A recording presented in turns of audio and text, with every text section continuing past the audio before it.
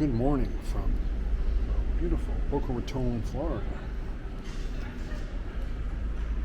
A fashion shoot going on. We're here this morning in Mizner Park, and I want to take you guys through the heart of downtown Boca Raton, from Mizner Park to the beach.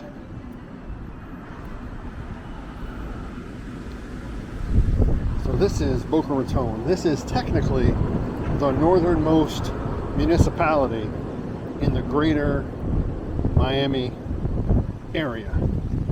So even though we're in Palm Beach County, 35 or so miles from the Miami-Dade County line, this is still considered greater Miami, I guess, in terms of land mass or whatever, however that's figured. It's in Palm Beach County, and it's a separate city, Boca Raton. But yeah, just a fun fact there. So this is the Mizner Park office tower. The BDO headquarters, but BDO offices here. Some other financial and real estate. We got Ruth Chris Steakhouse. You guys are hungry for, that cheap steak. Yeah, right. And we're off. Now, Boca Raton itself has been around since, I want to say, the 40s, 50s, maybe earlier. This was one of the vacation getaways, or the hotspots for the rich and famous when they built the first railroad down into the peninsula of Florida. So the man that brought the railroad here was Addison Mizner, and there's a lot of things like Mizner Park, especially a lot of things named Mizner this and Mizner that all around Boca. This is the post office.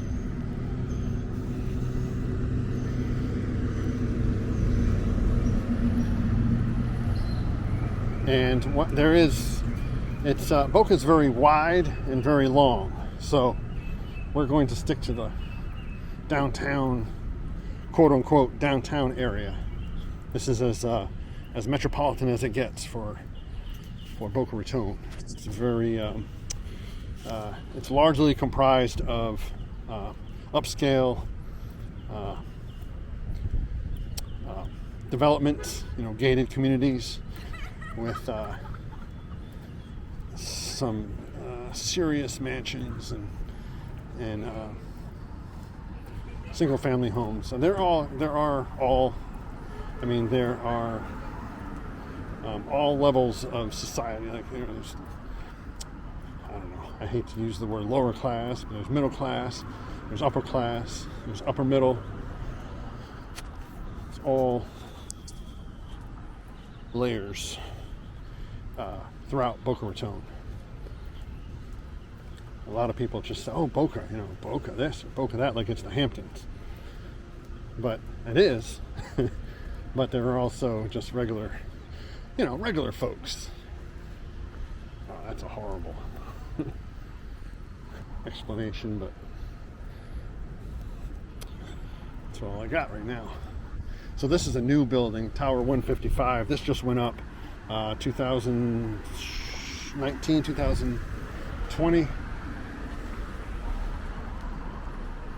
So that's pretty wild as far as Boca's concerned. Boca Raton, for the longest time. See, I grew up here. I matured here. I came here for the first time in 1988 as a 12 or 13-year-old kid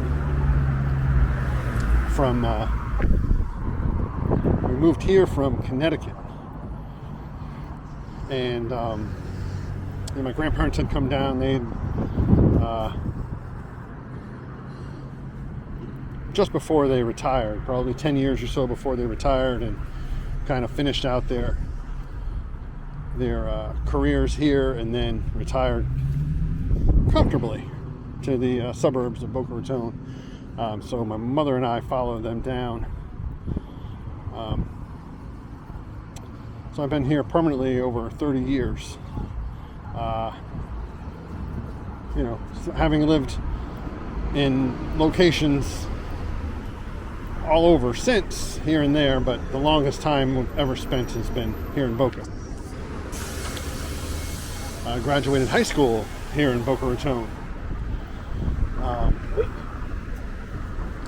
Next year will be our 30-year high school reunion, so I'm giving away my age, I know. But so at one point, this building, the Bank of America building, was the tallest building in Boca.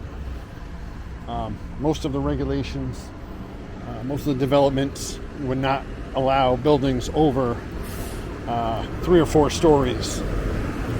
And all buildings in the downtown area had to be embellished, or had to have facades that were one of 4 or 5 colors, and keeping the Spanish Mission style facade to all the buildings along this corridor here. This is the Palmetto Park Road. So those are condominiums above retail shops. One Sotheby's real estate office is there. Some sushi shops. Some fitness. Boutiques. There's a travel agent. You can believe that. Never mind kayak.com. We got Boca Raton Travel and Cruises. Which leads me to the point that a lot of Boca Raton is, it was almost always retirement age.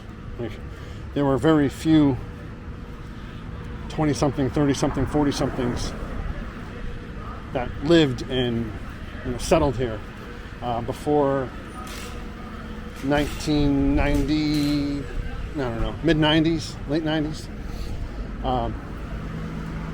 So there are still a lot of services and things geared toward people that aren't necessarily technically savvy, that have, like the Chase private client bank, like that have a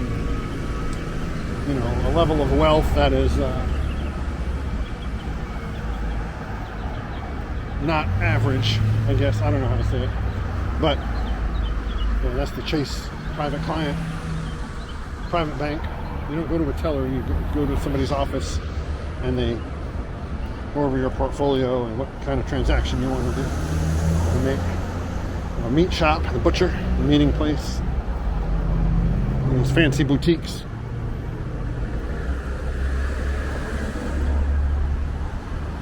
And other facilities. Now, somewhere in the early 2000s, mid-2000s, they started developing an area just north of here in Delray Beach called Atlantic Avenue.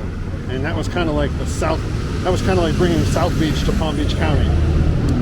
So places like this are, some of the newer, that's called Rebel House, some of the newer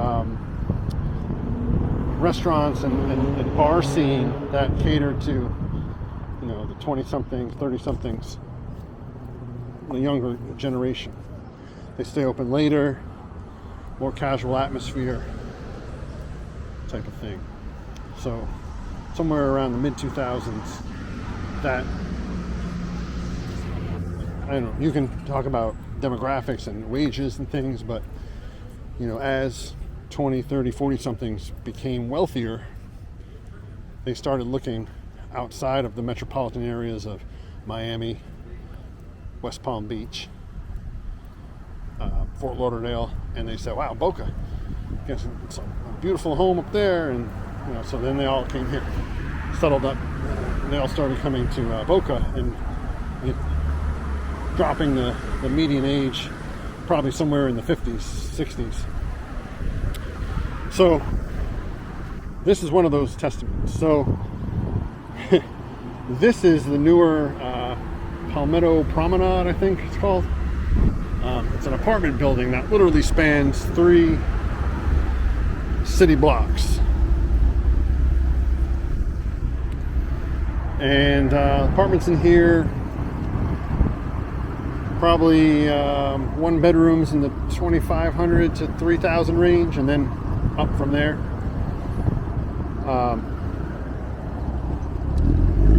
And then you have the older buildings like these. This Boca Nursing Services has been there since I can remember, probably since the 70s. So that's like some of the older construction, how things were had to be finished.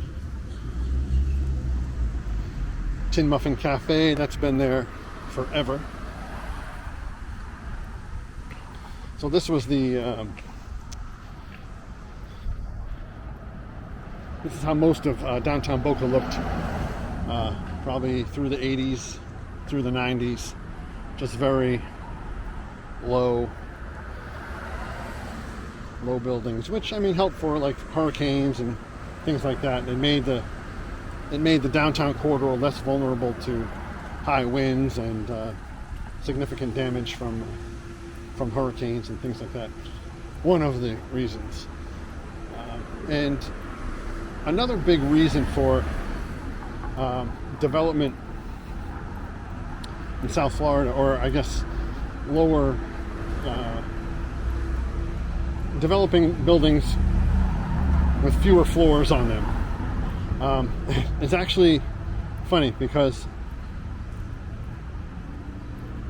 a lot of times at meetings at like where developers are talking about, you know, proposing a 30-story building or a 20-story building, and you know they get shot down to like, well, we're going to allow 12 stories max, and it's to account for the sun. It's a beautiful Aston Martin. It's to account for the sunlight, because in some, you'll see in some, if you go down to Miami, Fort Lauderdale even, the buildings are so tall that, you know, much like New York City, when you're walking around during the middle of the day, you have to look up to see if is it nighttime, is it daytime? You know, not literally, but it's shaded. There are enough shadows cast by the buildings and enough light diffused out that you rarely get sun on some street level. So South Florida is big on sunshine on street level. Anyway, so that's a big deal here. Keeping the development to a certain height restriction so that it doesn't become a concrete canyon or whatever they used to say. Turning into a concrete canyon, like even these buildings, you know, caused a lot of controversy when they went up. And this is what, 1, 2, 3, 4, 5, 6, 7, 8 stories? 9 stories at its peak.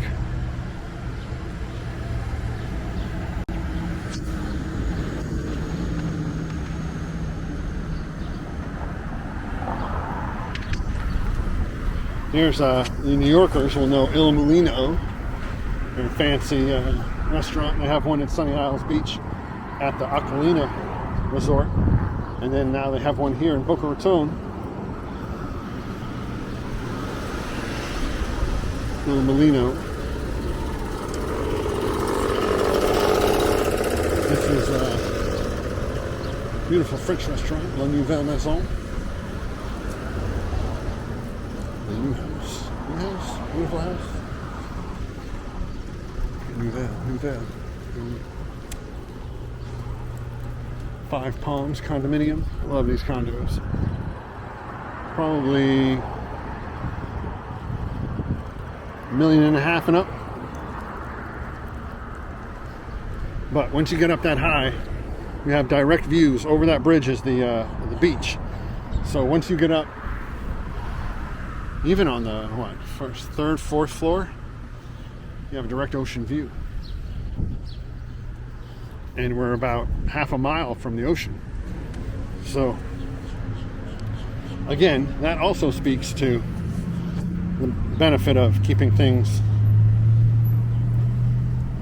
from being developed too tall, is that you can have ocean views from farther inland, and you don't have to build so close to the ocean to get people those ocean views. Again, like disaster mitigation or something. So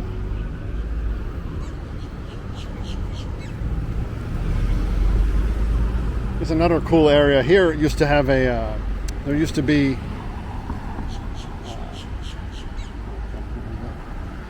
a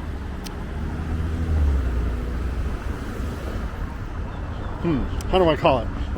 It was a nightclub for a while, then it was like a giant restaurant for a while, and it used to sit right here. You can see the wall for it. That used to be part of the structure. And parking lot out front. Now they're selling it as a parcel, but they kept the wall. I believe in case they wanted to develop or they wanted to rebuild it, you don't have to have you don't have to start over with permitting and zoning. As long as you keep one wall up, you can develop off that wall and be able to keep the same zoning or something like that. Oh, I just put my hand on the fence. I hope I don't get reported. Okay, this is going to be an amazing waterfront. What do they call it? Like a bay walk here in Boca Raton. And they're developing both sides of the bridge. Take the microphone off so you can hear me. The traffic is getting a little louder. So they're developing on both sides of the bridge. Over on that side is where they launch boats from. People pull up and launch their boats. And on this side, it was just a giant parking lot for a while. But as you can see, they're incorporating these walkways and probably some green space and some fountains and things. So that's going to be an amazing recreational area for downtown Boca Raton. People can come and walk around. Called Wildflower Park. Will be called Wildflower Park. Yeah, pedestrian promenade. See if I can read the sign.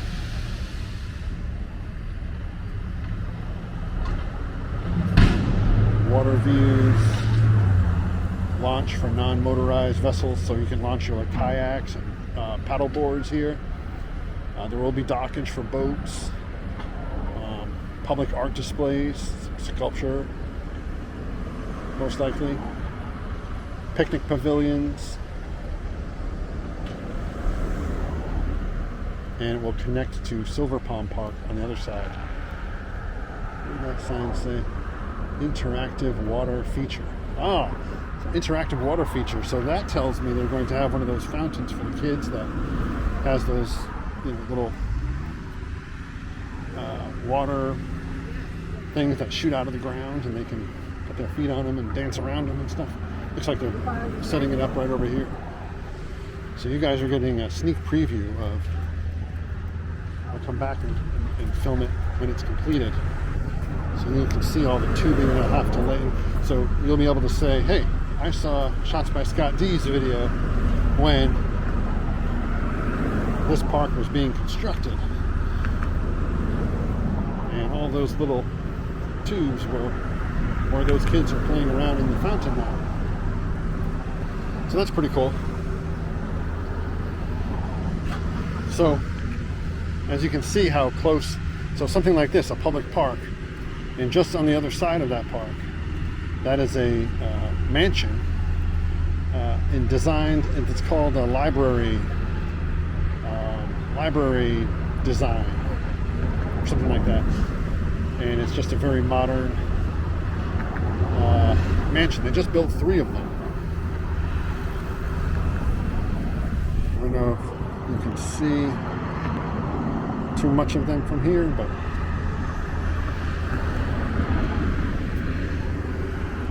and then right into the downtown corridor with offices and shops and such.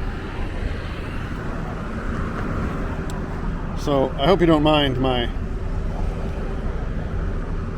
explanations of everything. I know some people are like, just let me look at it. But I felt it, like, these are cool to see palm trees in their infancy. They've just been taken from where they're grown, tree farm, and they're planting them right here. So those will be pretty majestic when they're fully grown.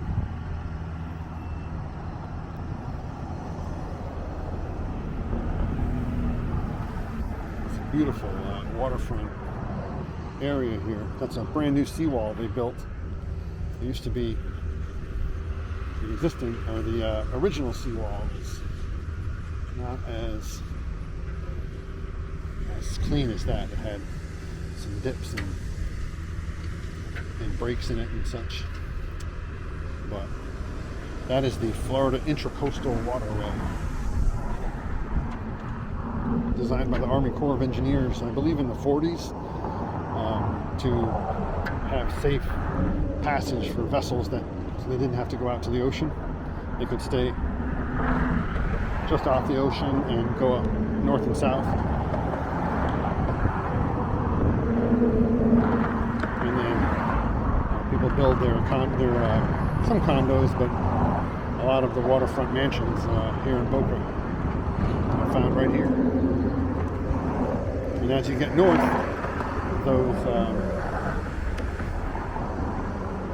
as you go north, there are waterways that connect to the intracoastal. So there are more like canals and so forth. There are more mansions built on the canals, both to the east and west of the intracoastal.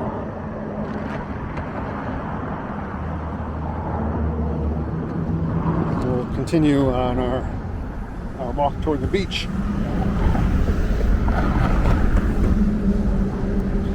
When we come back, when we look to the south, that is Lake Boca Raton. So it's a giant bay area that opens up in the intracoastal, where boats dock on the weekends and weekdays or whatever. And they can anchor, not dock, but they can anchor out there and be in an area called Lake Boca Raton. They have a Boca Bash, something called the Boca Bash every year. It's pretty exciting. A lot of boaters from all over come to Boca and get rowdy. Some of the older cabana-like condos, studio size or maybe one bedroom size, but open right up onto the intracoastal.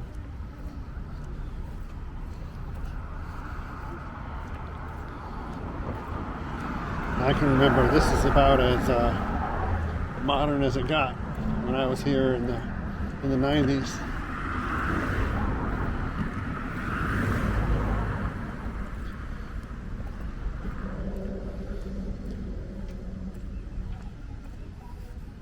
And now it's just so developed. Like that Eden Med is a brand new structure they built there between this house, which is now a commercial psychic medium place, and this office building to the east of it. And that's a new structure that they squeezed in there, and it looks kind of like it was there the whole time. It's pretty cool.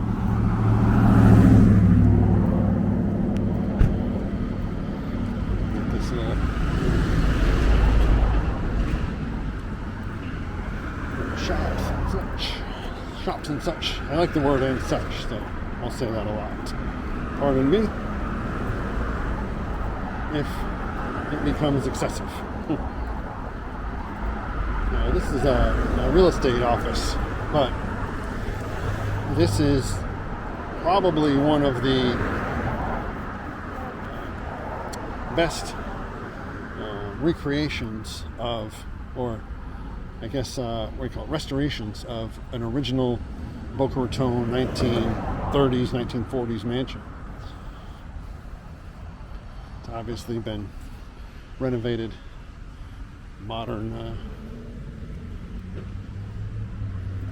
materials and such, but if you were here in the 30s and 40s, this would have been one of the upscale homes in the area. So, South Florida, most of the construction, well, all of the construction now, save for those historic buildings that are like museums and things, most of the construction, all of the construction after 1992, absolutely certain, is concrete, block, and steel. Before Hurricane Andrew came through, places were still allowed to be wood frame, but as long as they had certain wind, as long as they were built to withstand certain winds. There's a local bike shop. Back out. Oh. Thought I was zoomed in. Nope. So they were built to withstand certain winds, but they were, so they had like heavy duty braces at the joints and such. But once Hurricane Andrew came through and leveled almost anything that was made of wood in South Florida, building codes became mandatory to the concrete, block, and steel. And since then, they've even gotten stricter since the storms have gotten stronger. So, almost everything is as old as it is, from the 30s, 40s, 50s. Still looks somewhat modern because it had to have been built concrete, block, or CBS construction.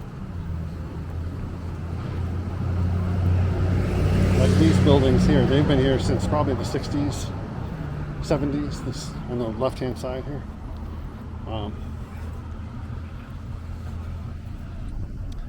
And most all were, the roofs would be wood frame, but the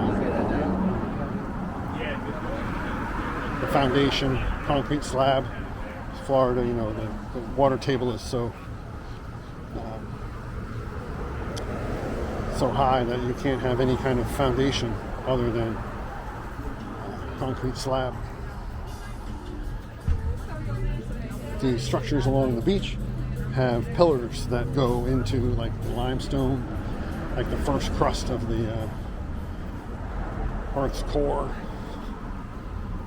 due to code. But all of these are essentially concrete slab construction. Just little tidbits of things that I actually know about. Sometimes I'll be like, I don't know. But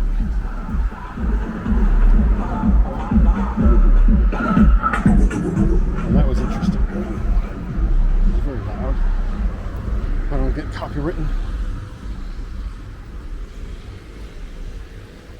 There's a building that used to be quite the waterfront, beach kind of, had a real estate office in it and some beach shops, and then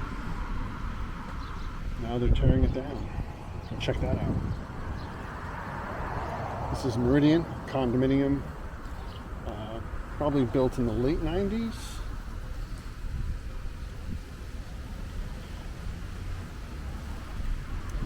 Maybe early 2000s. Used to be,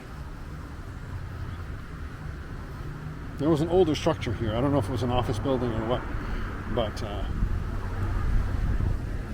they built on top of it. So anything that's like off-white is kind of original, and then everything that's white is mostly new. Because it's still 20-something years old. But let's cross and see if we can see this demolition up close. So the beach is literally right there. That's the Palmetto Park Pavilion. And Boca Raton gets some pretty good surf. So there are a lot of, let's see if we can see any exciting. I can't because I'm behind this fence, but oh yeah. Doing some demolition over there. Cool.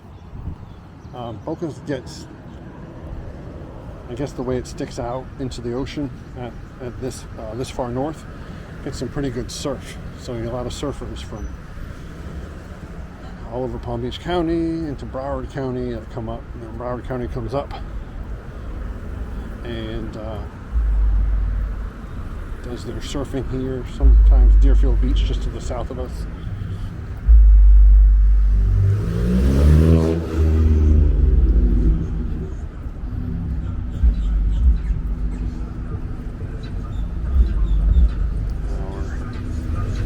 Getting ready to head over to the beach.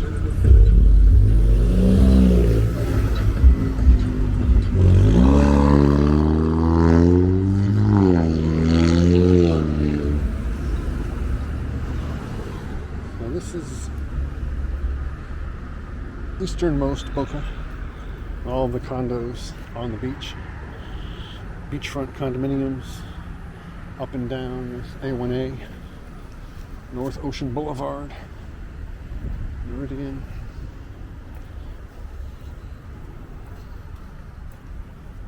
And if you keep going north, you'll run into Delray Beach.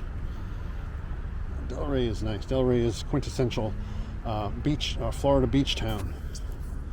They're starting to develop. I mean, they've developed it somewhat. Became more modern, but some of the nooks and crannies of eastern Delray Beach still see the little homes, like little beach cottages in between the mansions and things. There's still notes of this, a memorial to former mayor Emile Danciu, Danciu, moved to Boca Raton in 1960. He and his wife fell in love with the sleepy little town by the sea and decided to raise their growing family here. Emile became involved in city politics and was elected mayor in 1969 at the age of 39. With vision and a passion to preserve Boca's beaches and natural beauty, Emile aggressively negotiated the purchases of our beaches at Spanish River, Red Reef, and South Beach parks. He also successfully opposed a sewage outfall system off the shores of this pavilion, providing future generations with a clean, unspoiled public beach.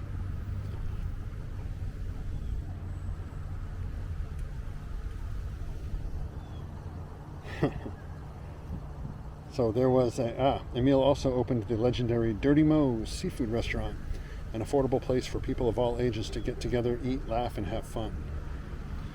Dirty Mo's, that was a pretty cool, casual bar and grill place. Emile was re-elected mayor in 1987 and served 3 consecutive terms through 1993, effectively known as the People's Mayor. Man of faith, tireless civic leader with a vision for this city. His dream was to preserve Boca Raton's natural beauty for everyone to enjoy. Nice. So, one of the, as that memorial stated, one of the claims to fame, if you will, of Boca Raton is these beach parks. So this is a public pavilion. So you can park here, like regular, like 1 hour parking, I think hour max, for whatever, $2 or $3 or whatever the fee is. And then just beyond that fence line right there is the first Boca Raton Park, known as South Beach Park, and then north of that is Red Reef Park, and north of that is Spanish River Park, and they're just these beautiful meandering, all natural things. So there's a parking lot that goes through the middle of them, but they still have all the original vegetation, and they have playgrounds and picnic things where there's grills and picnic tables for people to cook out. And to park in the area, I think you have to pay like a flat fee per day, maybe $20 per day, or Boca residents can get a sticker, $75 a year. You can park there anytime.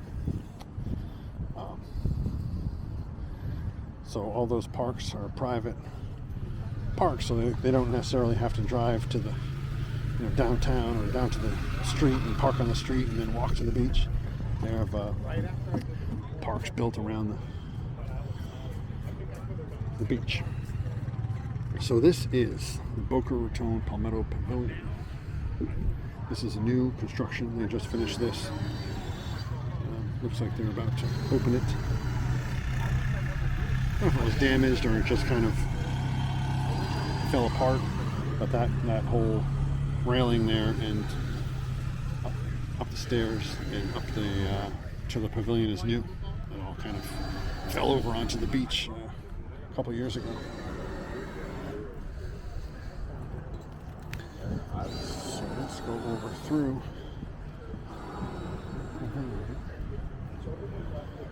So if you watch some of my earlier videos, I do quite a bit of filming here in this pavilion, especially on like stormy days. It's a pretty dramatic place to get shots from.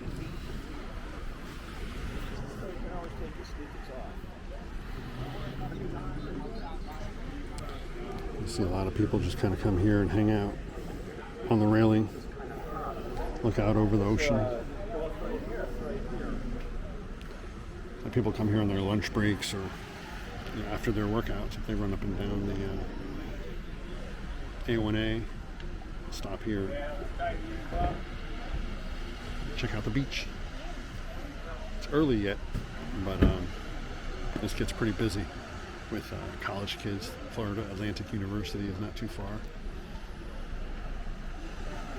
Big college crowd here, especially that it is easily accessible if you park on the street and walk up to it. You don't have to pay to park at the actual parks. Water is very calm today. The ocean is very calm today. You can see if you look up the beach, it just goes miles of uninterrupted beach. As far north as you can see, you can see the blimp, Goodyear blimp. One of the Goodyear blimp hangars is not too far from here in Palmetto Beach, Florida. So if you see any events in the south, the Goodyear blimp pretty much came from there. So dolphin games or other events.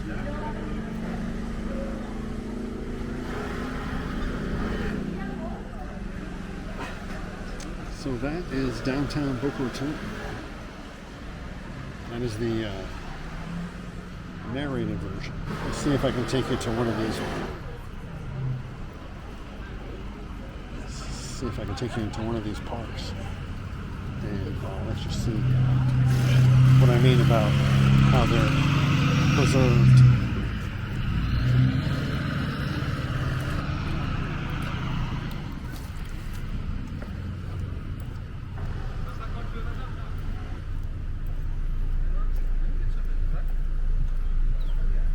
So when we walked up, when we looked over at that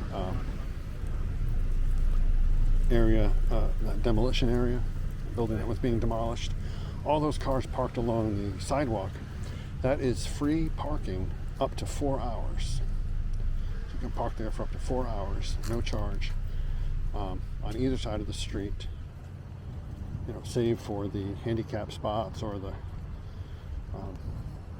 I think there's some ride share spots, but most of the spots are free parking. Okay, this is the, so I was saying you can park there and then just walk up here and enjoy the beach for a few hours. So this is part of the South Beach Park. And so this is the natural mangrove, natural dune area just off the beach. So before anything was developed here, this was how it looked. Nothing was planted here. It was just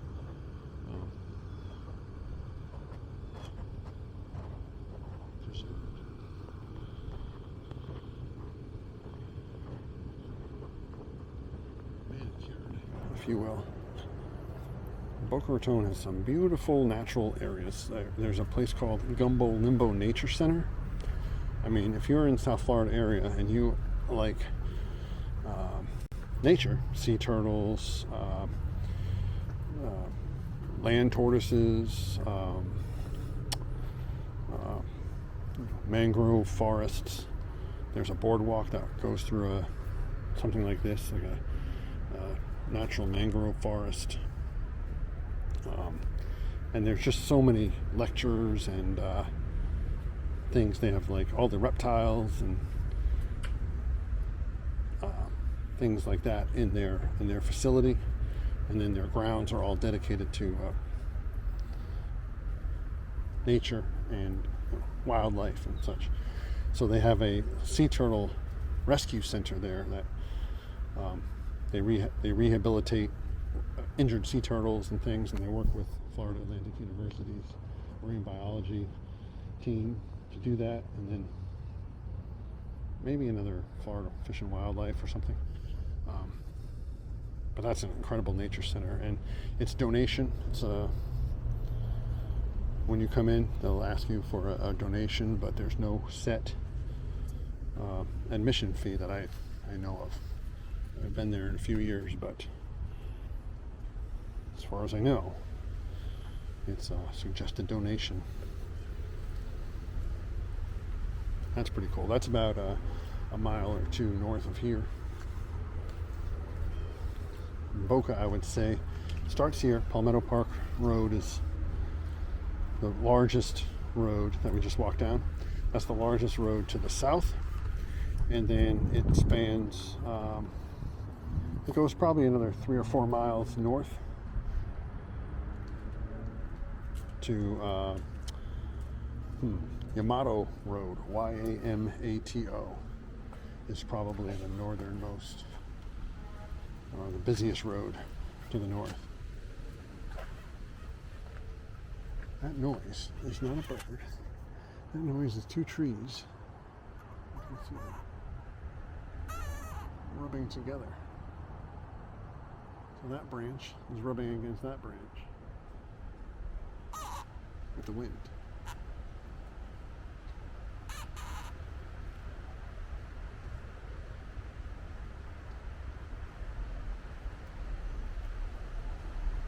It's pretty cool every time the wind picks up.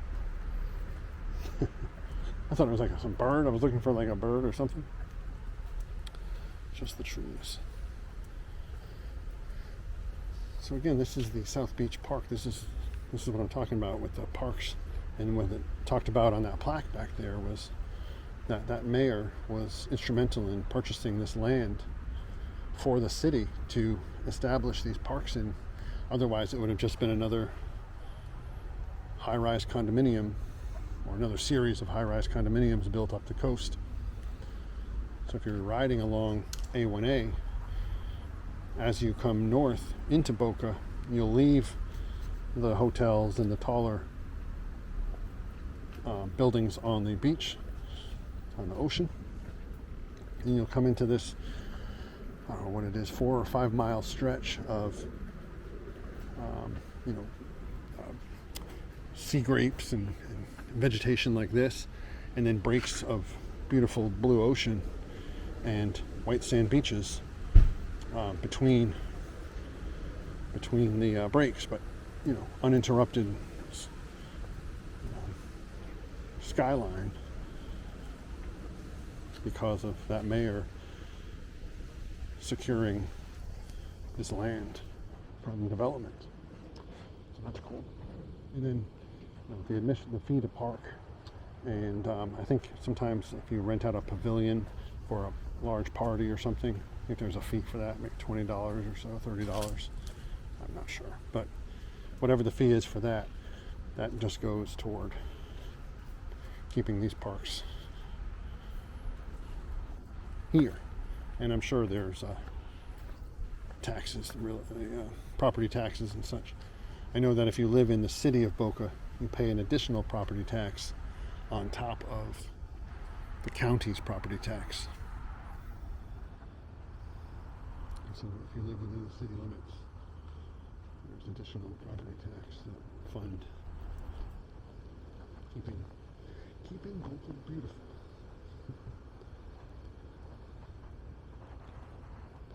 And you can imagine some of these mansions and such, I mean, they're easily, I think there's one mansion there at that, where it talks about that bay, it takes up an entire peninsula that sticks out into the bay. And I think that's around $30 or $40 million. Something outrageous. I don't know what the property tax on that would be, but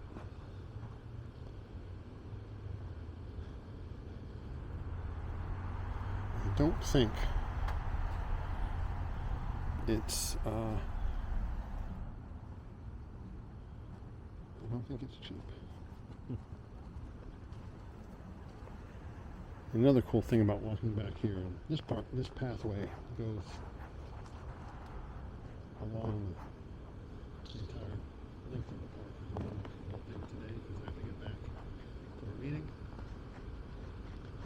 Where we started back there at Mizner Park. So so go back. What I was saying is, it's far enough away from traffic. I don't know if you can see the traffic through the trees there, maybe. But it's far enough away from traffic so that it's still quite, serene back here. If you're walking in natural Florida, and it's cool that you can hear like the wildlife running through the bushes.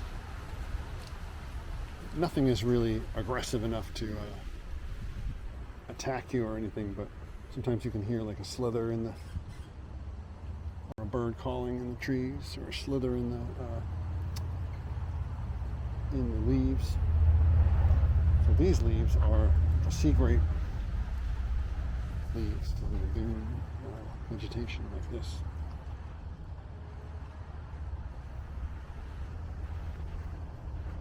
And I'm sure people watching may know more of the scientific names of all of these things, but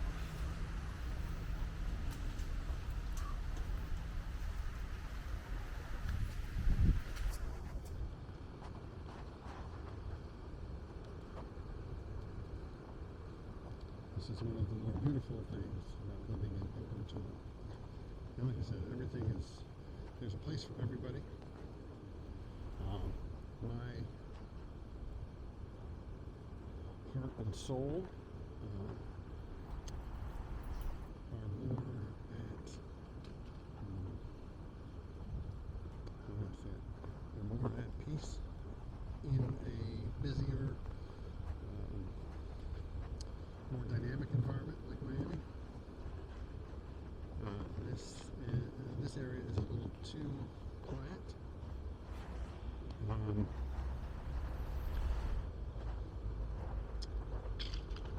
Homogeneous, perhaps. I do appreciate the rich cultural tapestry of Miami that isn't quite here yet in Boca, in Palm Beach County. I like hearing different languages. I like seeing different faces. I don't know. So I'm drawn more to the metropolitan energy of Miami.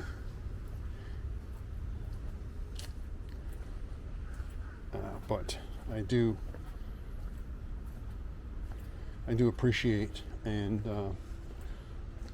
fondly remember my time here in Boca as having, see here, South Beach Park, as being instrumental to my growth and development as a mature, prosperous adult. It's just a little bit of paradise.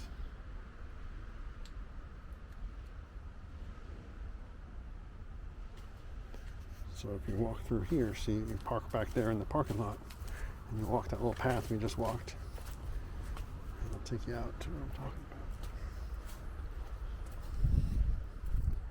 It'll take you onto the beach, Boca Raton, Florida, at South Beach Park. We looked over the beach back there at the pavilion, but now we're on the beach.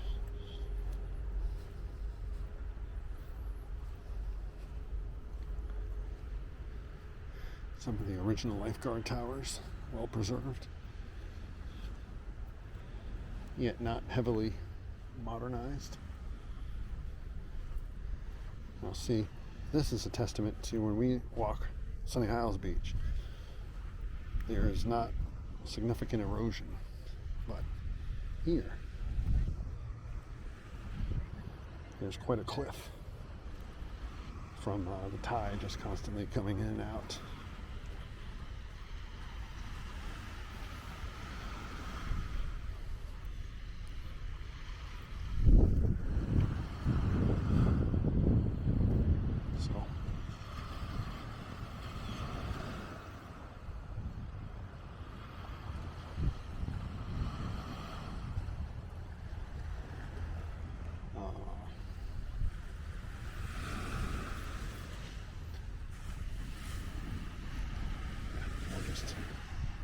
Shut up and let nature have its say for a while.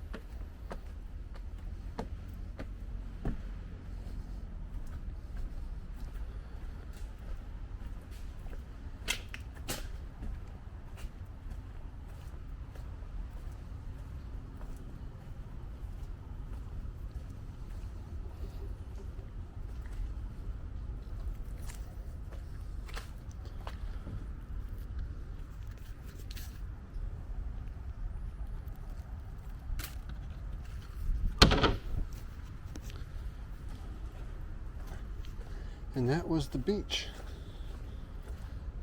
at Boca Raton, South Beach Park in Boca Raton.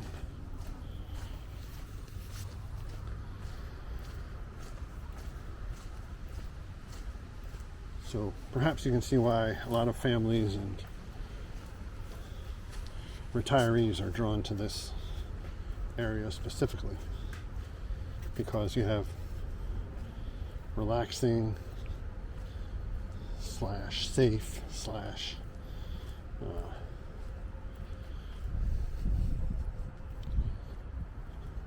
beautiful beaches.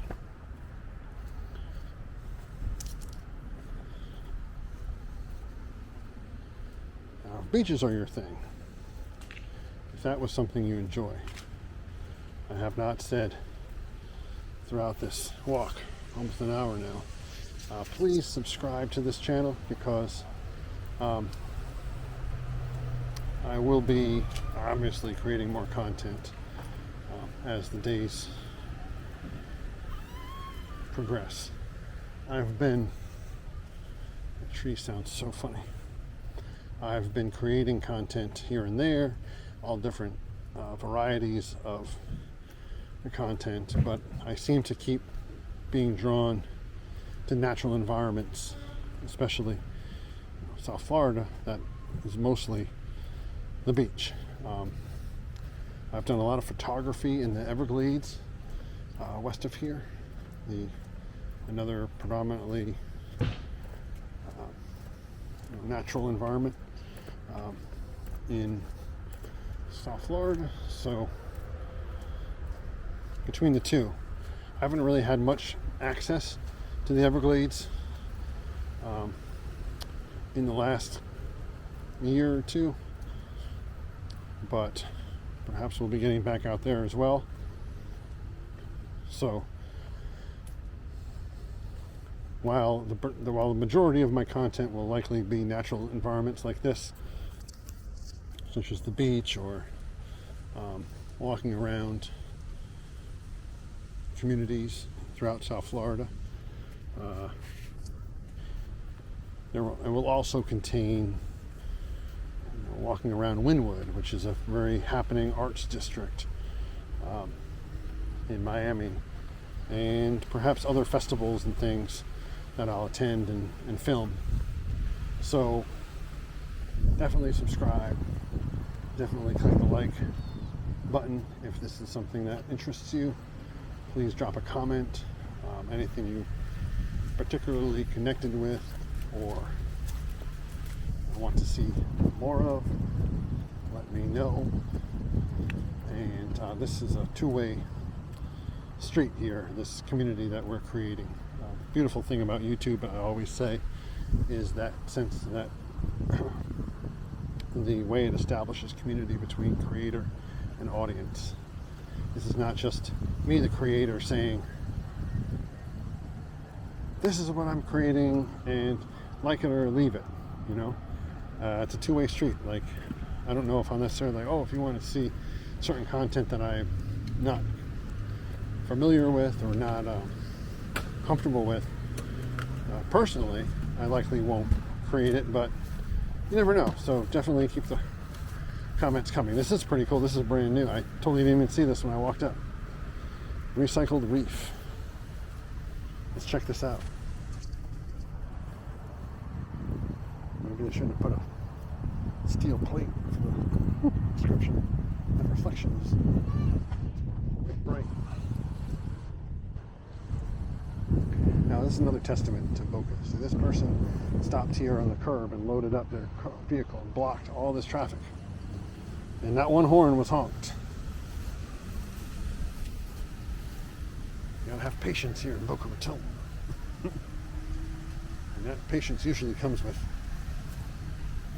parenthood. Or elderhood, I don't know. So let's see, this is Recycled Reef by Gregory Durr. The city of Boca Raton is committed to environmental stewardship through education, awareness, policy, and public art. In December 2021, the City Council selected...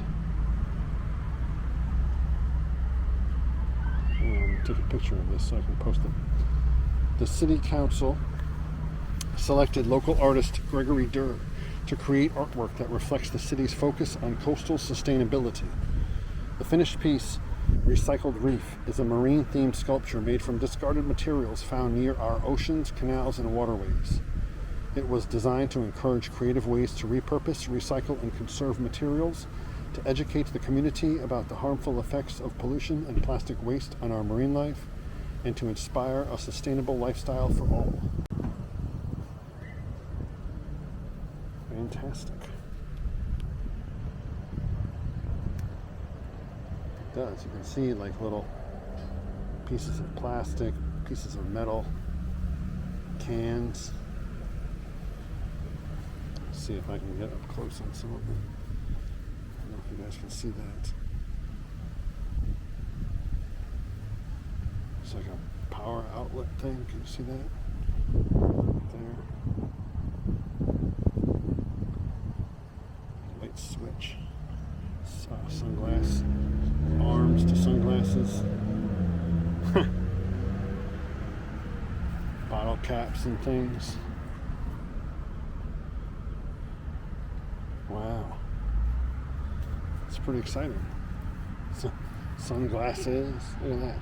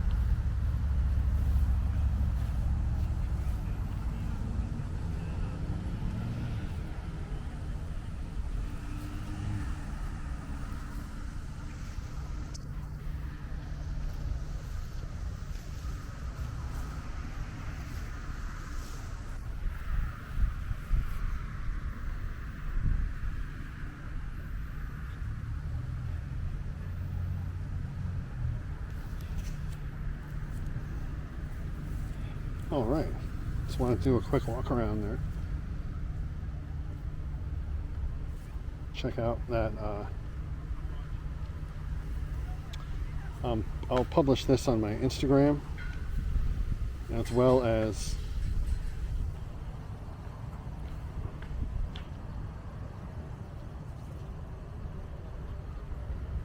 I'll be on my website because I want to do like features of art pieces, public art, art galleries, art installations like that. Through my website, my blog, artistcentric.com. I think I spoke about that in an earlier video. So that's exciting. Something like that is a breath of fresh air. I have not been here in almost a year. Some more while we wait for that light to change. I don't know if you can see this park. Another children's park playground here at the beach.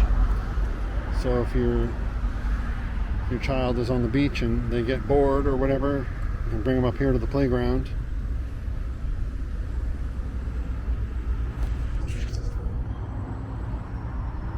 It's really exciting. Sorry, I'm a little bit of an art nut, and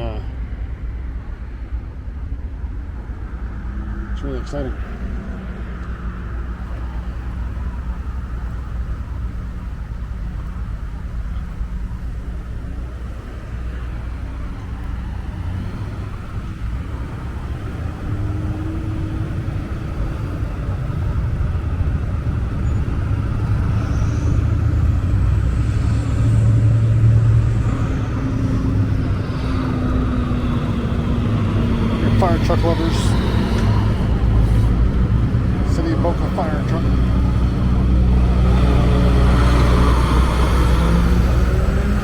lovers. Cisco food truck.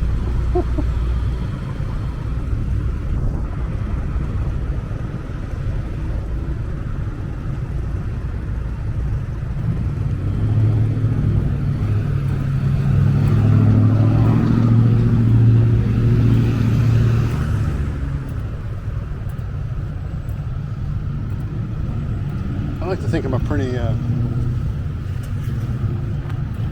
conscientious pedestrian. Like if some people will walk determinedly, right, like in front of a car that's turning because they're supposed to be yielding to pedestrians. But I mean, if I'm taking my time and they look uncertain whether they should go or not, I'll just wave them on and go ahead. I'm not so whatever.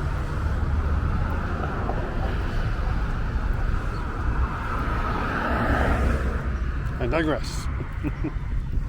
But yeah, that was an interesting little dance we did there, crossing this crosswalk and the car wondering if they should go or not. Just go. Not going to be the Gestapo for the pedestrian walkway. This Tesla. Oh.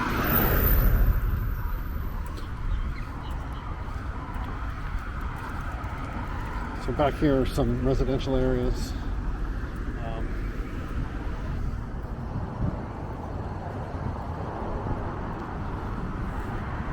Now I took a little bit too much time on the beach, so I'm kind of in a beeline to get back to my meeting.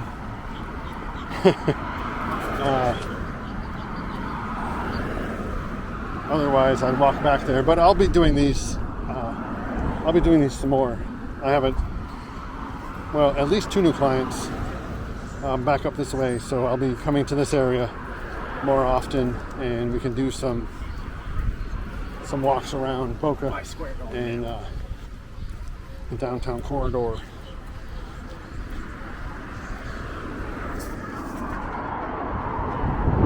I do love exploring new areas, but I really love sharing familiar areas that I connect with almost more. So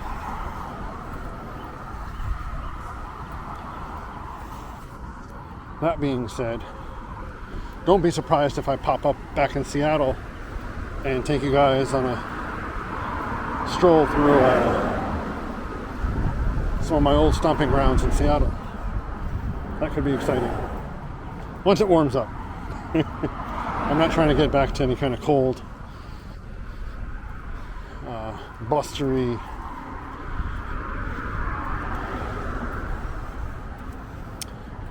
overcast weather right now. I can take it for the day or two that it might come here, but I do not miss, while I miss the nature of Seattle, I miss the access, because if this were downtown Seattle, you could jump in your car, drive 20 minutes, and be in the mountains. The Olympic Mountains, Mount Rainier.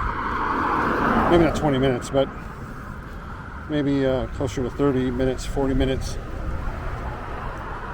But at least 20 minutes to an area that was at the foothills of the mountain. So a very natural environment, forests, waterfalls, things like that. That was the proximity to nature was probably the best thing about the Pacific Northwest. Because Seattle was on the Puget Sound, the proximity to water was there. The waters of the Sound and the glacial melts of that environment. But the access to the beach, like if you wanted to go to the Pacific Ocean, it was about an hour or two to the south. It's probably the closest. And we've done that a couple times while we were there, but mostly stayed to the mountains and to the Puget Sound region. But yeah, I do miss Seattle. I will be getting back there to do some kind of live streams or recorded content, taking you around my favorite areas of the city. There's also a creator out there named Lao, L-A-O.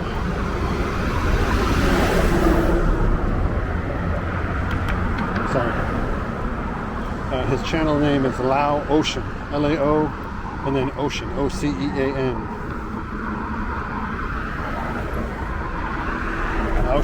Laotian, clever. And he does some great walks around Seattle, and it really makes me feel like I'm back there. You know, some places can do, they can take you on a tour of a city, but it'll feel very scripted and touristy. And some places will take you on a tour of a city and it'll feel very like local, you know. I wanted to show you guys this. This is the other side of the bridge where they're doing, you know, they're continuing that bay walk under the bridge and then along the waterway where the dockage will be for boats. I believe they're going to keep that boat launch over there. That's where those steel girders are. That's where people used to back their boats up and launch them. Maybe not. I don't know. It looks like maybe they're filling it in. Huh. Check that out. See if that's... Maybe they're taking the boat ramp away.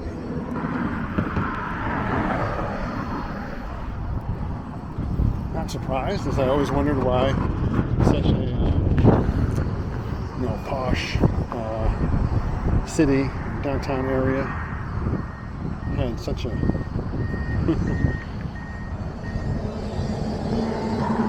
industrial type of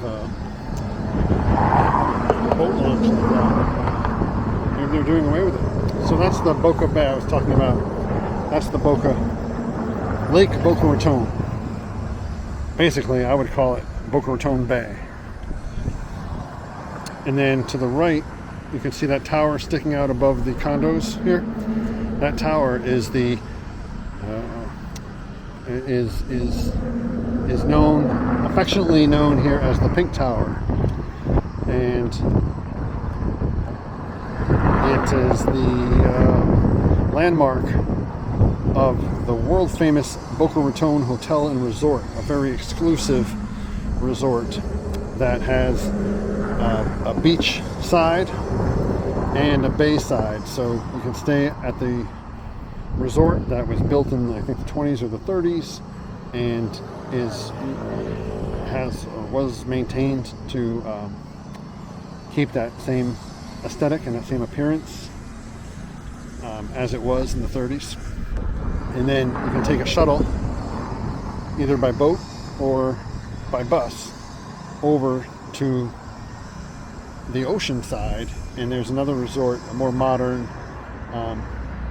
oceanfront resort. You can stay there, or you can just go over and get lunch or dinner, or one of the other activities that were taking place at the Boca Resort, at the beach resort. So now it's a Waldorf Astoria resort,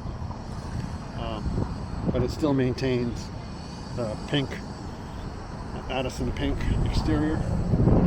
The prevailing theme, paint scheme in Boca is the pink or coral type of color with the blue, with the teal blue. Like this, these condos have it perfectly down. Once upon a time in the 80s, early 90s, that's all you saw here, pink and blue.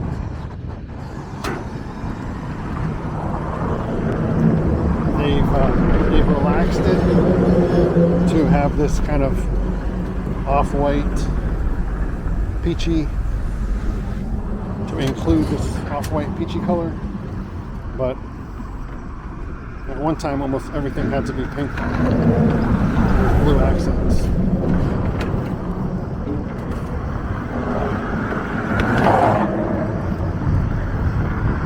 So some up close.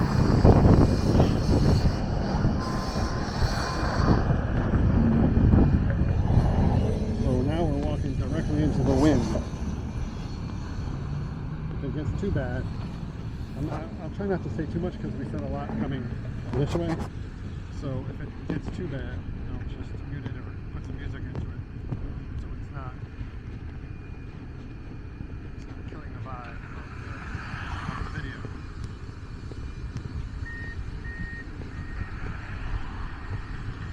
Should be able to walk down.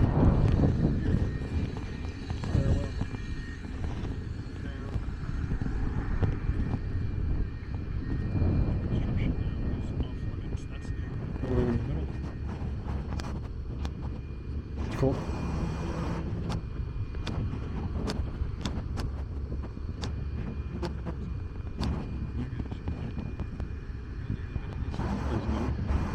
There's another park south of here called Deerfield Beach, the Cove area, and it really reminds me of that park they recently built. A little bit bigger, but structure-wise, interesting.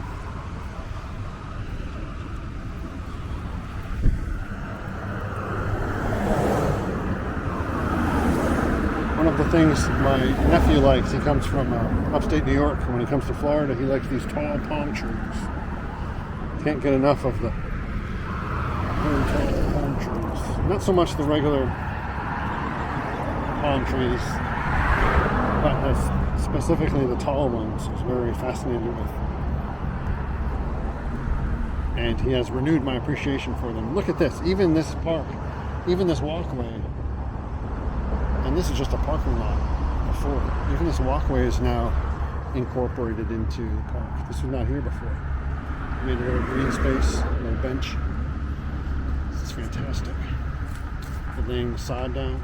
Okay, this is how we plant grass in Florida, guys. I see a lot of people like, oh, they're destroying the grass, and how are they going to plant more grass? They don't. I don't know if you can see them back there. They literally bring it in on pallets and squares. It's called sod, and it's a specific type of grass. Like, can you see this grass here? It's a specific type of grass. I forget what it's called. Why do I forget what it's called? It's so... St. Augustine grass, that's what it's called. St. Augustine grass.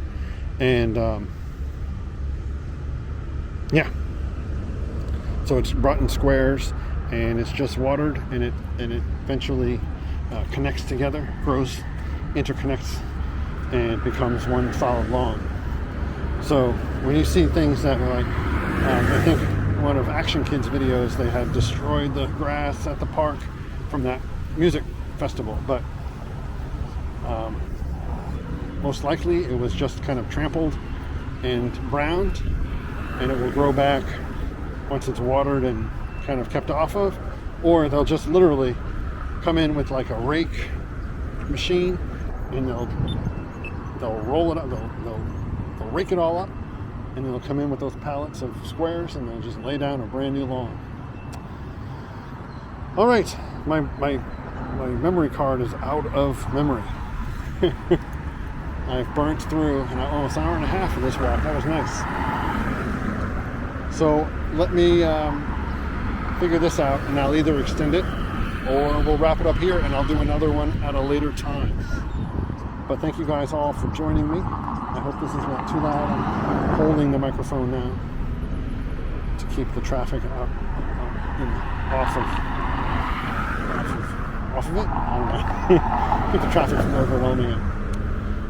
So, thank you for joining me in Boca Raton, Florida, an area that I call a home I once had, and Miami is definitely my home. But this will always be a part of my home. So, thank you all. I hope you enjoyed it. I'll definitely be filming here more often, so until next time, take care of yourselves and take care of one another. Bye-bye.